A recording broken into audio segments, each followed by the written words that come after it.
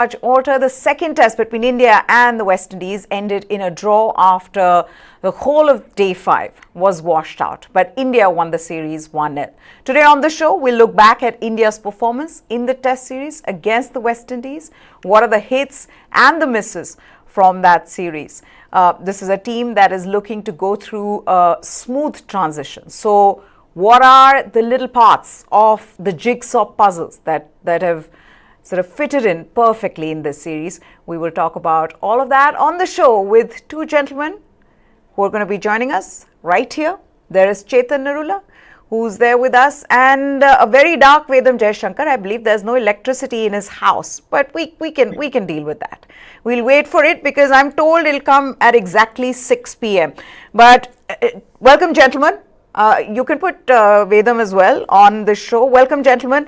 Basically, Chetan, just stop baseball, because whoever plays baseball, the weather disrupts that match, be it in England or in Trinidad. A draw, damp squib, India winning the series. The good thing is that there are more positives than there are negatives for this team, Chetan. Absolutely. I think if I have to start with the negative, Meha, then it's crucial points lost for India in the World Test Championship. Like we had discussed earlier as well, going ahead, India is playing very, very tough opponents. South Africa away, England in a 5 series at home, then Australia away, New Zealand at home. It's not going to be easy. But going ahead to the WTC 25, these are very, very crucial points that are lost. But again, let's not make it a big issue like the English media did or the English cricket team did. Rain happened, it happened, and let's just move on, get those points of a draw and a win, a series win. And like you said, there are quite a lot of positives. Yashasvi Jaiswal, the top positive, Ishan Kishan is there. And then, of course, the way Mohammed Siraj bowled. And then, yes, the thought, I would say one of the thoughts of the selectors that it's time to bring in some changes. I think I would go with that as a positive as well. Although we did not see too many changes in the playing 11 or the way India played, but still there was this thought process that we need a change. And I think that's also a very, very welcome thought. Okay. You've queued me up to the hits then. Let's begin with the hits. And the biggest hit of this tour was the 21-year-old debutant opener Yashasvi Jaiswal that Chetan was just talking about. Jaiswal was the leading run getter. Who would have thought going into this test series that Yashasvi Jaiswal first was going to get a debut, score 100 on his debut, 171 on his debut, and then become the leading run getter of the series with 266 runs at an average of 88. Incredible numbers. 171 in his debut innings spanning 500 minutes in what was a superb display of proper test batting. That was followed by faster knocks at Port of Spain, where Jaiswal hit 57 of 74 balls and then 38 of 30 to showcase the other side of what his batting provides this Indian team in transition. So that is the biggest positive. And I think when you look back at this series, we saw some fantastic performances. There was 100 from Virat Kohli, much needed 100, first overseas 100 for him since 2018. But this series, okay, there you see that. But this series, for all of us, will be remembered for Yashasvi Jaiswal's dream debut. There was anticipation about his debut. We were talking about how this is a step, if we can get to Vedam as well, how this is a step forward for this Indian team. Vedam, so in that sense, Yashasvi Jaiswal's debut was as perfect as it could be. Hi Meha, sorry for the light problems that we are having. Okay, because Bangalore is really, really raining. And it's raining cats and dogs. I think like you mentioned, Yashasvi Jaiswal. Actually, I would say it is the one sole bright spot in this entire Indian tour, because Yeah, see, Rohit Sharma, Virat Kohli, they're all expected to do well. They did well. We were hoping that we could throw in a couple of youngsters, but I think we managed to throw in only Yashasvi Jaiswal. And what really stood out was the positive manner in which he made his runs. He really went for it. Even in the second test, right from the first ball, when he saw an opening, he went for it. We might say that he's a bit loose outside the off stump, or he takes his chances, but then that's true with so many opening batsmen. Even David Warner today, with so many tests behind him, is still not sure of that. So I guess that's okay, but over a period of time, I think he can tighten down on that. Shikhar Dhawan too, he wasn't too very strong outside the off stump. He had his chinks there, but still managed to get a lot of runs. So I think when you look at it, Jaiswal too, as he goes along, he will learn. But definitely, I think we have unearthed a really, really good batsman. Why I say this is the temperament. Because, you walk in, you come to a huge arena, you come to the West Indies, you're playing, they're good fast bowlers. West Indies fast bowlers are not bad, they're good fast bowlers. Yeah. And you're playing in alien conditions, you're playing on alien pitches. But still, for you to shine there and do well, I think this lad will really serve Indian cricket very well in the future. I think the thing that stood out for me, Chetan, I don't know if you felt the same, was number one, the way he batted in the first innings when he got to his 100, just the kind of temperament he showed, and the way he was trying to grind it out in the middle. Conditions weren't as easy, pitch was really slow, ball wasn't coming on to the bat. So to be able to do that, and for a longer period of time, something that we don't see in very many youngsters, that temperament. And the other thing being the hunger for runs. Like, the way he got disappointed after he was dismissed for 171. To me, those were little signs of the kind of gem that India has found in him in Test cricket.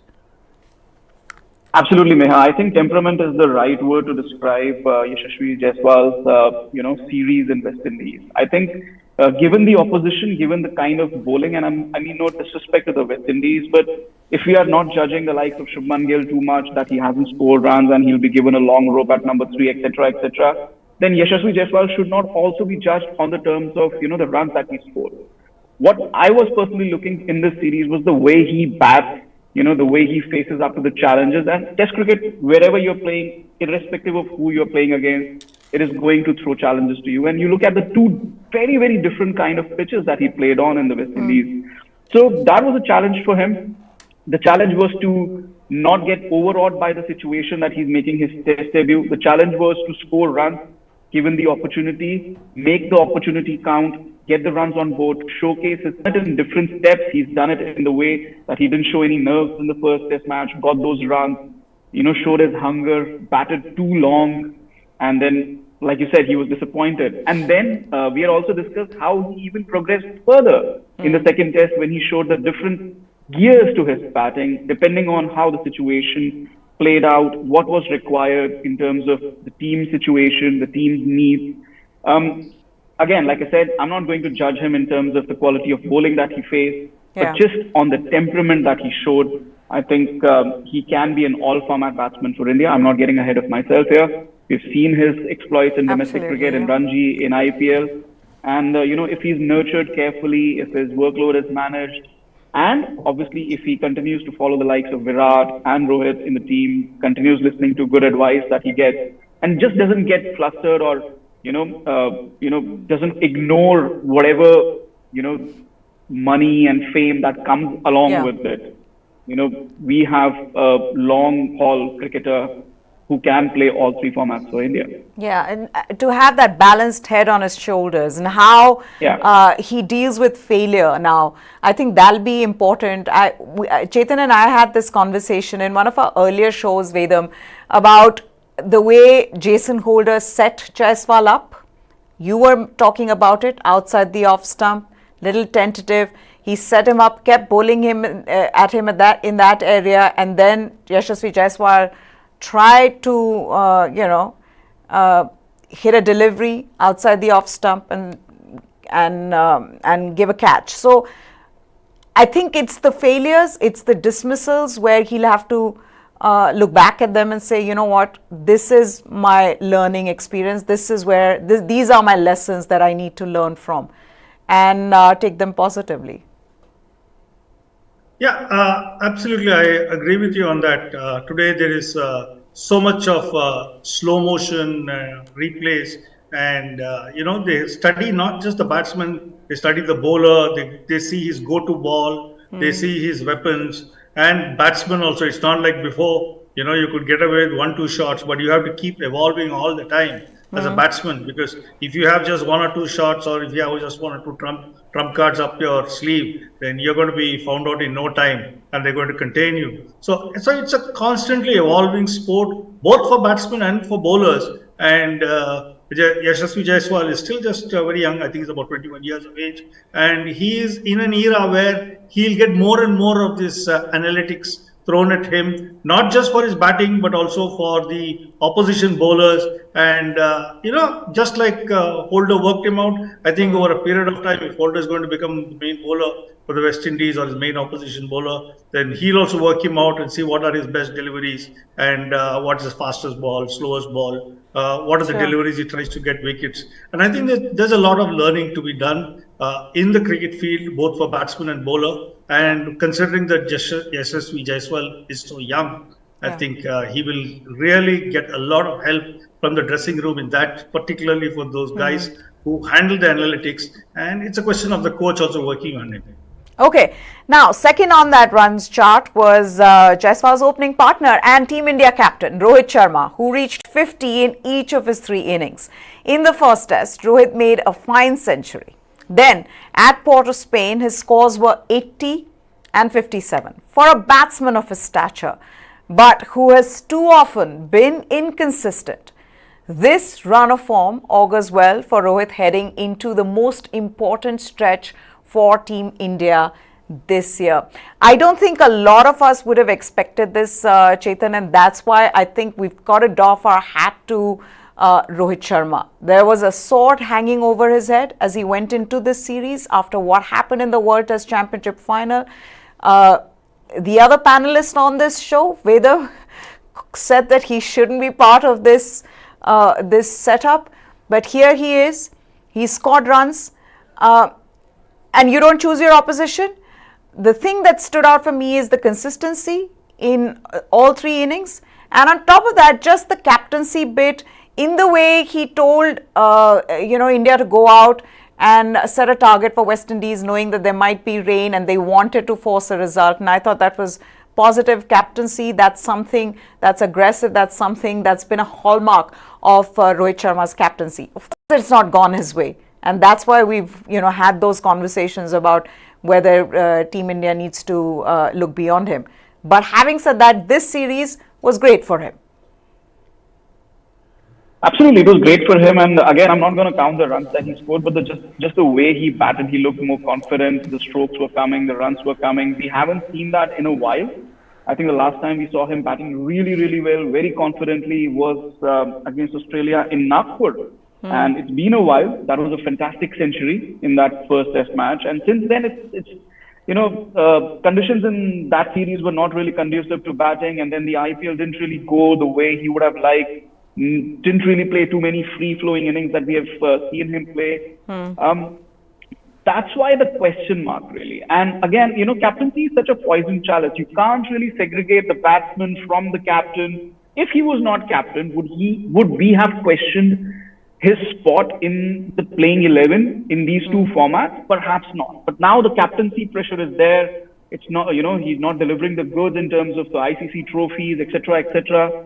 So all of that gets mixed up, and again, like I said, it's a poison chalice. But I think this buys him a bit of time. The selectors gave him a bit of breather, didn't remove him from captaincy, probably didn't have any plans to remove him from captaincy, and said, okay, you know what, you continue being the captain. We don't want to rock the boat ahead of the ODI World Cup. And that for me is the biggest positive, because with the ODI World Cup on the horizon now, we're just 2.5 months away. He's regained his touch. Yeah. This was an elaborate net session for Rohit Sharma, and now we have the ODIs coming up, which would be on good wickets. Then we have the Asia Cup, again on decent wickets, and then leading into the World Cup. So this touch has kind of got him going once again, get that mojo flowing. And I think we should look for, a good run from him in the lead up to the World Cup and during the World Cup as well. He's a big game player. There's no doubt about it. So all fingers crossed for his form. Absolutely. Now, Rohit Sharma has had a fantastic series. Virat Kohli, like I said, he scored his 100, his first since 2018. But there's a man who's not very happy, other than Vedam, and that is Sunil Gavaskar. This is what Sunil Gavaskar had to say. This is a column that Sunil Gavaskar has written for the Midday newspaper. And if we could put that quote up for our viewers. He says, the runs scored by Rohit Sharma and Virat Kohli against this West Indies attack begs the question, what did the selectors learn that they didn't know already? Wouldn't it have been better to try out some youngsters and see how they take to Test cricket? Or is it that the selectors don't want any sort of challenge from the younger lot to the established players? Now, this is what Sunil Gavaskar has written in his column. Fair to say this, Vedam, given how well Rohit Sharma has done in this series and Virat Kohli as well. And I also don't understand, because see, at the end of the day, what the there were just before, I mean, in front of Ajit Agarkar, there was this series, and by the time he came in, basically, this series was halfway done, or at least they'd gone, the team had been selected. And then he had the South Africa tour for those 2 test matches. So I don't understand how you would drop someone like a Rohit Sharma or Virat Kohli for this series and then bring them back for South Africa tour because you'd want the experience. So I don't know what is right here. Help us. Yeah, see, my dissatisfaction with the selection was not because they had chosen these 2 or 3 veteran cricketers, We always knew what they were capable of doing. But if the process is over 2-year period for the next World Cup, World Test Championship final, then we need to unearth new players to come through, new youngsters to come through. Because I'm not so sure whether any of these 3, that is Rahane, Rohit Sharma or Virat Kohli, would really last the next 2 years. Maybe Kohli because he's fitter than the others, but I'm not sure about the other 2. So we needed to find more batsmen, and the best way would have been this West Indies tour, which could have blooded some of them. You blooded just one Jaiswal, maybe another 2 or 3 we could have gone with. Had one experienced batsman and the rest could have been others. I am not looking at it as a conspiracy theory like Mr. Sunil Gavaskar is doing. He's saying it's been done to protect the youngsters. No, I'm not looking at it from that angle at all. What I am trying to say is that you need to build a team for the future. And the best place actually to start that would have been the West Indies, because let's face it, they are one of the weakest test sides. And we're going abroad playing them. And it's easier to play abroad, like I said, for any youngster without all the pressures of the home crowd, home media, and a whole lot of other issues here. So it would have been better if they had chosen a couple of others. If that had gone wrong, if that failed, then maybe we could have fallen back on Rohit Sharma and Virat Kohli. Now, looking at the South African series, yes, it's a long way off. So how are you going to blood a youngster for that series if, let's say, God forbid, one of these 2 or 3 get injured? Where are you going to blood them? You're straight away going to push them into the deep end and hope that they swim. So in that context, it is that I said that we needed to try at least 2 or 3 other youngsters in this series. Okay, fair enough. But what I think is that maybe in the second test match, they could have got someone like a Ruturaj Gaikwad, Chetan, which you suggested, right? We'd been talking about it, because that would have been one way to go about it. That do not drop the others, but maybe go in with an extra batter. And you already know that you were going to be, that you're a much stronger side. Just give Ruturaj Gaikwad an opportunity. Well, looking at the pitch in the second test match, they perhaps felt that they needed 5 bowlers, and that's why they played 5 bowlers. But again, they played the wrong set of 5 bowlers. I thought they should have played a third spinner on that pitch. But that's a totally different conversation. Talking about what Mr. Gavaskar said, in a way, he's right. but I think his comments would have been more right if they had come before the series, similar comments. And I think he did Exactly. make those similar comments. But now post-series doesn't really make sense because A, we did not have a chief of selector before the series, so they could not have taken Yeah. such big calls like leaving Rohit Sharma out or Virat Kohli out unless and until they themselves opted out. But they had no reason because we already had a 1 month gap before the series. So there was no reason for them to opt out. So once they were part of the squad and the selectors did not want to remove them and chief of selector was not there, so it all became about not rocking the boat. But yes, the questions do stand. What is Rohit Sharma's long-term future as test opener or a test captain? Virat Kohli's form. Yes, in the second test match, he looked comfortable, scored that 100, but overall, he didn't look very comfortable in the first test. And his numbers before the series were worse than Chiteshwar Pujara. So obviously the selectors did not have the courage to drop somebody like a Virat Kohli. So all of that, like I said, all of that was in the past, pre-series. Post-series is a totally different landscape because they've scored runs. Yes, there's nothing new to learn, but again, it's not about learning at the moment. It's about not rocking the boat, letting these players some time and, get some time in the middle, get those runs flowing again. I think the big positive is that both these batsmen are in a bit of confidence now going into the ODIs, and it's going to be a long white ball schedule going ahead with the ODIs and the Asia Cup. So let's look at the positives, I would say. Okay, talking about the positives then, Ishan Kishan made his India debut in this series and impressed his captain and coach both behind and in front of the stumps. He was given the test wicketkeeper's role after KS Bharat's run of 5 matches, and Ishan Kishan actually did very well, keeping the wickets to Ashwin and Jadeja on a turning track in Dominica. And then he made an impression in his third innings of the series, which came when he was promoted to number 4. And India were in search of fast runs, given that rain was expected. Ishan Kishan slammed a maiden test 50 from 35 balls. That's another positive because one big question mark was over who the wicketkeeper batter would be, Chetan. And that box has been ticked in the sense that now at least we know Ishan Kishan has done enough to book a slot for South Africa. Indeed, he has. And I think apart from Yashasvi Jaiswal, he's the second biggest positive that's come out of the series for India, and a major learning in that sense because we wanted a wicketkeeper. We've discussed in detail how the trend has moved towards a batsman who can keep wickets. And India has, tried to replicate somebody like a Rishabh Pant who can attack and accelerate when the situation demands, play counter-attacking cricket. And I think Ishan Kishan is somebody in that mold. So now we have 2 left-handed keeping batsmen who can counter-attack, who can play aggressive knocks in that middle order. I think, like I said, he's the second biggest positive for me. South Africa series, yes, I think he is a shoo-in for that, the number 1 keeper already ahead of Shikhar Bharat. But Shikhar Bharat should not be too disappointed. I think he's exceptional with the glove work. And I think whenever India play at home on really turning track, he will be in contention to keep behind Jadeja and Ashwin, especially keeping that India-England series in mind at home next year. So I think these 2 wicketkeepers for the next year or so will be in contention for India. And then we also got to see some of 2 one-handed sixes. It reminded us of Rishabh Pant. It also made us miss Rishabh Pant, but it also made us think of what Ishan Kishan can do as a batter.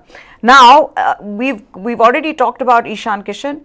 We have to then talk about what he has to say about his approach. Now, Chetan hates the word baseball. Ishan Kishan was asked this question in the press conference about that baseball approach, and this is what he had to say. We're going to put that quote up for all of you and then come back to Chetan. Let's put that quote up. Mostly where we play, wickets are not that easy.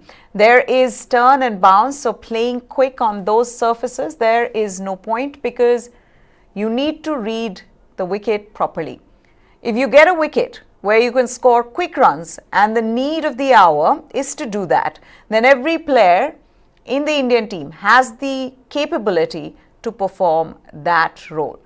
So he's basically saying that baseball is not for all conditions, which is what we've all been saying, and he's also echoing exactly what Chetan had said yesterday when I put this question to him about baseball.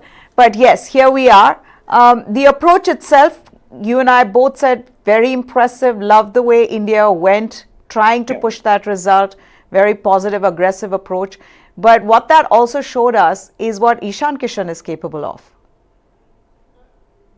Absolutely, and yes, love those one-handed. I think there was one-handed six, and there was another six as well in between. So yeah, love that approach.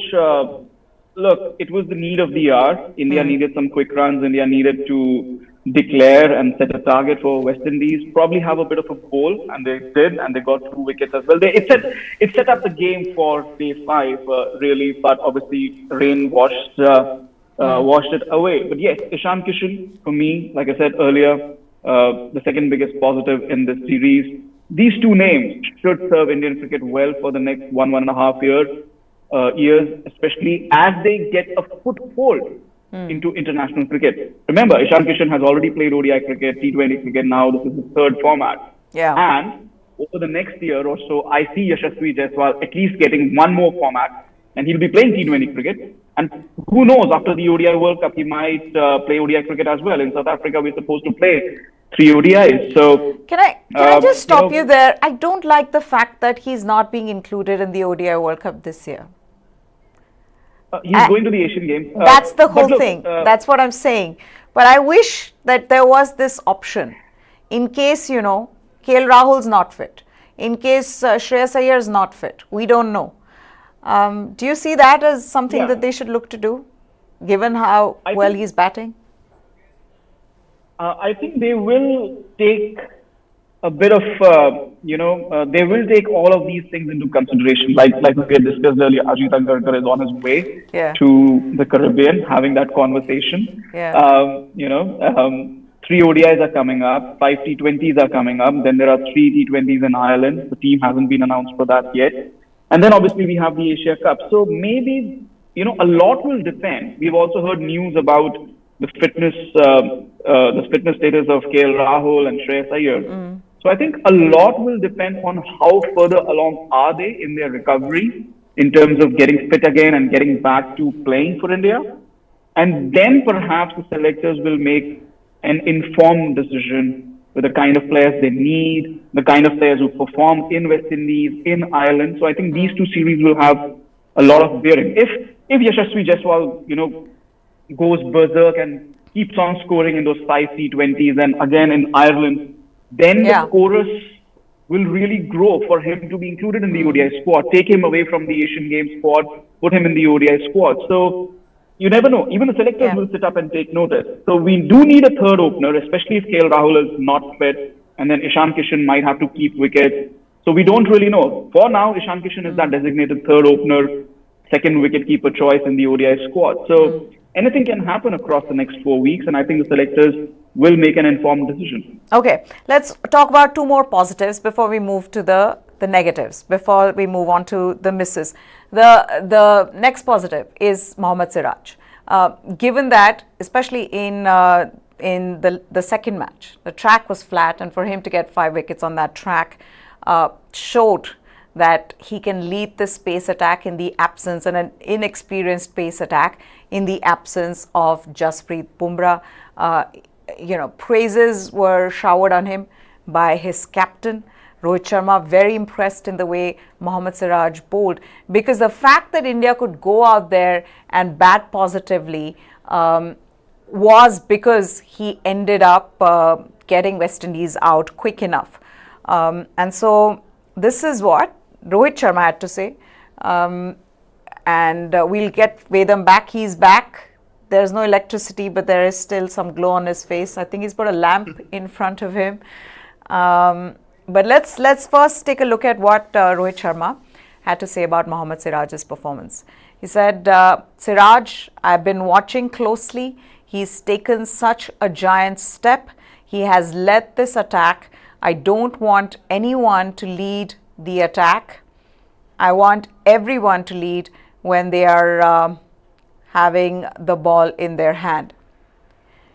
You want the entire pace battery taking the responsibility.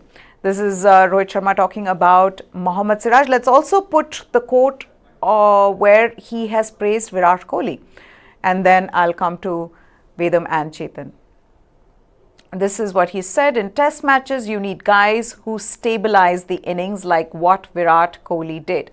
He played superbly. You need the mixture of everything. We have the depth, we've got variety, we're in the right place. It's about getting the job done.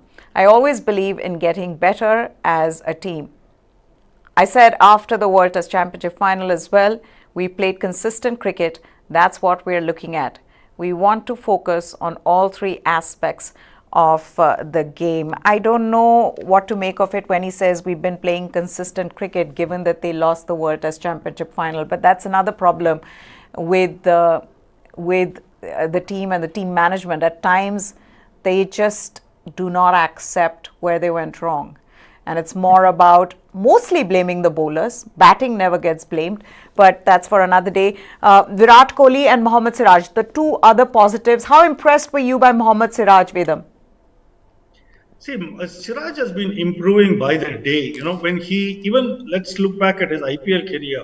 When he came in as an IPL bowler, he was getting hammered all over the place. He had no control, and he was really struggling. But by last IPL, he really was a good bowler. And even when you look at when he went to Australia, he had absolutely no experience. But by the time the Australian series was over, he was really bowling like a champ. So I think he's one of the guys who's really improved with time. He's picked up a lot of lessons. And if you look at the way he's bowling those in-dippers, and later on with the older ball, he's able to get the ball to reverse. He understands length much better. And I think his pace is the right pace to trouble most batsmen on good wickets. When I say good wickets, I meant wickets which are suitable for bowlers. But even otherwise, when the wickets are not suitable to bowlers, he's still got a few bag of tricks, and he unleashes them every now and then. So I think he is a great asset to the Indian cricket team. And after a long time, we are seeing a bowler who's really working on various aspects of his bowling,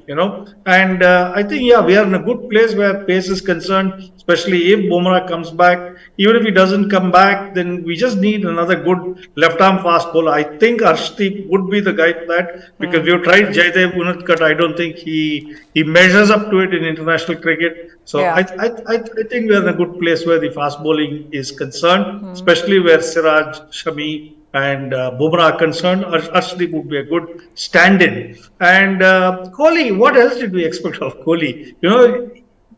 This is what Kohli and Rohit Sharma are expected to do this. They are not Yashasvi Jaiswal. They are much older, they are more experienced, they have been in tough situations, they know how to ride a crisis, how to bat well, so it's expected of them. In fact, if they don't do well, then that's a question, that's a problem. But they continue to do well, and nothing else was expected of them. Cricinfo said a Kohli 100 that felt like a new beginning. Chetan? We have discussed this, Meha, that the third phase of his career is probably going to be the toughest for him, because he's researching himself as a batsman. He has this weakness outside the off stump where he tries to drive away from his body. And yes, he's got hundreds in Ahmedabad and he's got 100 in West Indies, but they have been in favorable conditions. In both scenarios, he wasn't really playing free-flowing cricket, dominant cricket, that dominant style of Virat Kohli batting that we have seen from him in the past. We haven't seen that in a while. I think in white ball cricket, he is much more comfortable. He's recovered himself. He's recovered that bit of form. But in Test cricket, he's still finding himself. And I think this is what the final phase of his career is going to be. A start for him once again, yes, probably. But in South Africa, going to be a very, very different challenge with the kind of pace attack they have. England in India also going to be a very, very difficult challenge, because we are going to make the wickets very, very difficult for him to bat on. So, he's not going to have the home advantage. And so on those wickets. So the next two test series are going to be really tough for him as a batsman. We hope that he scores big runs, because he's so instrumental to India's future and India's plans. But let's wait and watch what happens.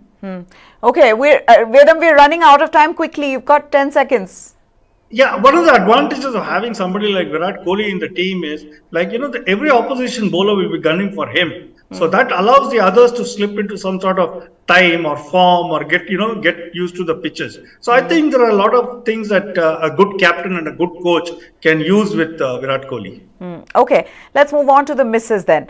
Let's also talk about Ajinkya Rahane. He was given another chance at Test cricket after 18 months when he was named in the World Test Championship final squad.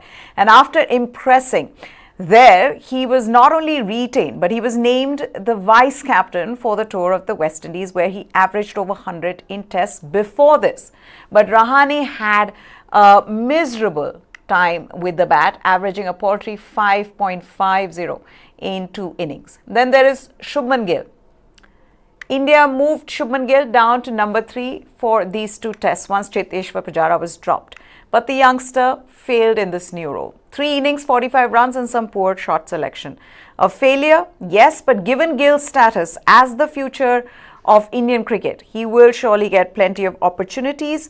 However, a middling test average took a hit after this series and he has a lot to work on. So those were the 2 misses. Also, let's not forget Ravichandran Ashwin as the other big hit. Again, expected of him, but the way he bowled in the first match. Now, there's Jaydev Unadkat as well. But again, what were we expecting from Jaydev Unadkat in this series? Ravichandran Ashwin, like I said, 15 wickets and 12 in the first game, 131, 12 for 131. Brilliant figures by Ravichandran Ashwin. But on to the other big topic. Now, we discussed this yesterday and we want to discuss this today. This episode has left every cricket fan disappointed. This happened when Indian women's captain just could not control her temper. And what she did has been called pathetic and deplorable, not by me, but by former cricketers. In the third ODI against Bangladesh, Harmanpreet Kaur first showed her frustration by smashing the wicket with her bat after she was given out. You can see stills of that. As she walked back, she lashed out at the umpires there. She had a few words to say to the umpires. At the post-match presentation, she called the umpiring pathetic. She said that the kind of umpiring they'd seen was surprising, and the next time that she came to Bangladesh with her team, they will come specially prepared for this kind of pathetic umpiring. She wasn't done though. At the trophy presentation, as both teams prepared for a joint photograph, as the 2 captains stood for a photo with the trophy, she asked her opposite number to call the umpires on the stage since she believed they had a huge role in getting Bangladesh team to tie the match. Bangladesh captain by then had had enough. She refused to get a picture clicked, taking her team back to the dressing room. Later, Smriti Mandhana called for neutral umpiring in such a series, saying ICC, BCCI and BCP, they will definitely have a discussion on this issue. But how wrong was she? How deplorable is this act? Should she be penalized? Should she be banned? Now, she's been widely condemned for her action, and with this footage clearly showing how unruly her behavior was, she is likely to be penalized for demerit points for her conduct on the field post match presentation. While the ICC is yet to send out a statement on exact punishment, but she's likely to be found guilty of a level 2 breach of the ICC's code of conduct, which deals with player behavior. Now, ESPN Cricinfo says that she might be given 3 demerit points for equipment damage and 1 for criticizing match officials in public. More than 4 demerit points can lead to a suspension, and Harmanpreet Kaur already has 1 demerit point earlier from 2017 ODI World Cup as well, where she threw her helmet in one of the matches. This means that now, if this happens, if she gets 4 demerit points, she might have to sit out of the Asian Games. Asian Games, now India have qualified, but because of their rankings, they have already qualified for the quarterfinals. So which means that she might have to sit out of that quarterfinals and semifinals. That's their next assignment. That's in Hangzhou, Asian Games. According to the ICC rankings, like I said, they've already qualified for the quarterfinals, which means Harman might miss the quarters and the semis if she gets 4 demerit points. What ugly scenes, what has she got herself into? Completely unwarranted. It was completely unacceptable. And you know what? I think a lot of people, she's being widely criticized, Vedam, for what she's done, because there is no excuse for what she did. Yeah. See, I think she has a problem. And you mentioned the 2017 incident. Now, I think the people who really have to take the blame for this is undoubtedly the BCCI, because they should have done a little bit of check. If I remember right, there was a question mark on the authenticity of her degree, and I'm not sure if she was demoted in the Punjab police because of that, but there were talks that she was going to be demoted because of that. Now, it is not just over that. I think she had a problem with Mithali Raj, and they had some words over there. In Australia too, when she was playing the Big Bash, I think she ran into some problems. So there is some flaw in the character which the BCCI should have really assessed. When you want to give your captaincy to somebody, it has to be somebody who's flawless, who will really give credit to you, not just the team, but the entire country. And she hasn't done that. So the first thing they should do is strip her of captaincy.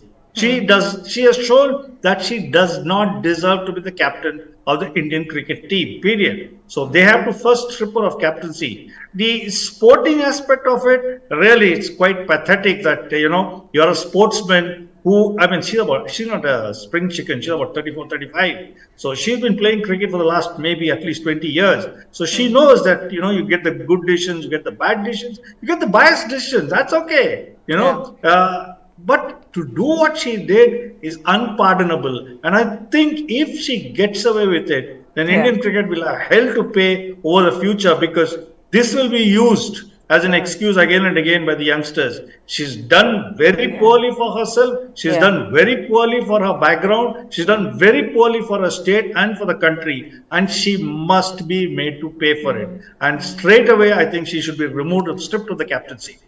Okay. Diana Adulji is written in the Indian Express. I don't know if you've read it. But she said, however, what happened post-game was not needed, all the more because Harmanpreet is the Indian captain, Chetan. She set a bad example for her teammates. I say that because juniors look up to seniors, and this over a period of time can impact the team culture. This makes Harmanpreet's behavior all the more acceptable. And we talked about this, that she is an icon. She is somebody who young girls who want to play cricket look up to. So there has to be an example that needs to be set.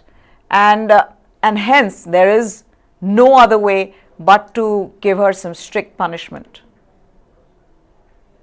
Absolutely, I agree with you. And yesterday itself I said that the biggest worry is that young girls, because women's cricket in India is just starting to go up the slope. So it's just starting to increase. Attention span is increasing. People are taking notice. There are thousands and thousands of young girls who want to be the next Indian women's cricketer. And then they see Harmanpreet Kaur doing that on the field. It's just not acceptable as an Indian captain. It's just not acceptable as an Indian cricketer. Like Vedam said, the BCCI is also at fault, but I would not go as much in the past. But I would just say that, yes, you need to take the side publicly of the cricketer and say, okay, the umpiring standards were not up to scratch.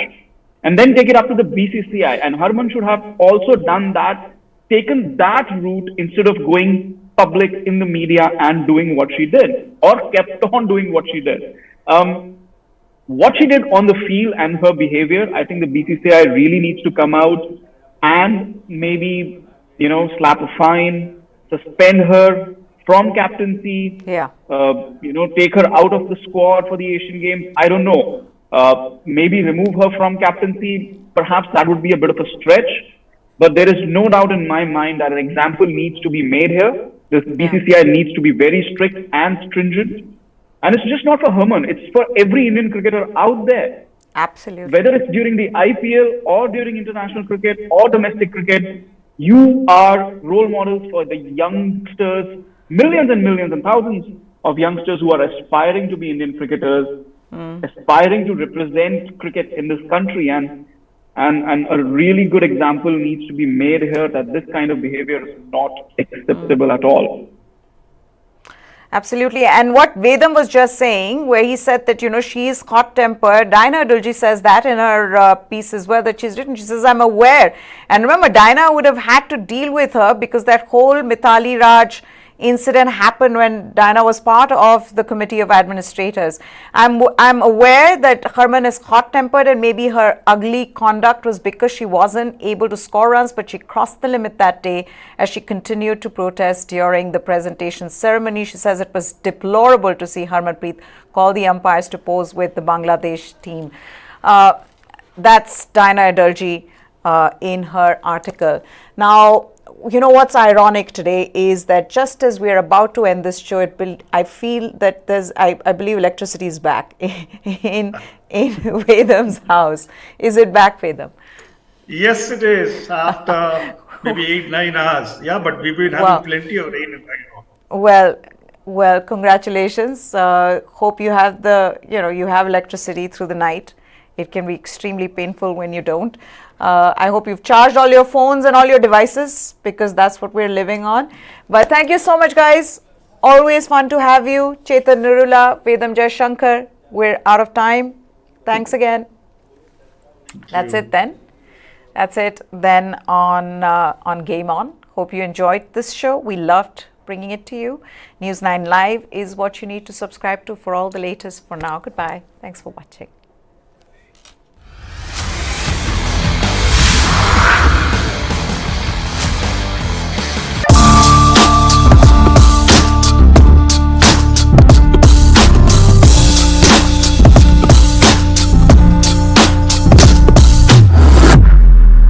Engineering कर रहे हैं क्योंकि सभी लोग कर रहे हैं